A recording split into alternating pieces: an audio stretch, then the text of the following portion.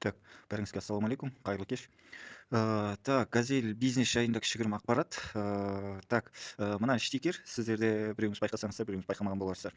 Бұл газель бизнес автокөлігінің мына ортаңғы консоль щиток прибордан мына торпеданың астыңғы жағынан шығып, бұл деген скоросқа, яғни айтқанда спидометрдің датчигіне және задний ходқа, сосын ручной тормоздың проводтары осы штикердің ішінде орналасқан.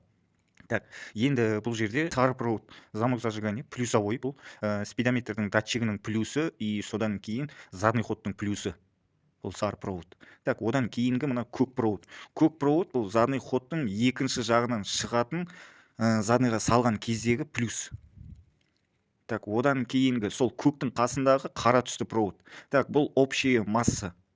Так, общая масса болғанда бұл жерде тек қана спидометрдің датчигіне ғана масса барып тұр, болды. Мына задний ходтың датчигіне масса барып тұрған жоқ.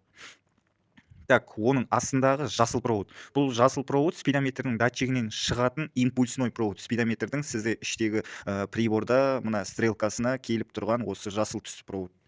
Так, одан кейінгі сол жасылдың қасындағы розовый провод. Бұл розовый провод тікелей бұл ручной тормоздың консовигіне барып мамкамен киіп тұрады.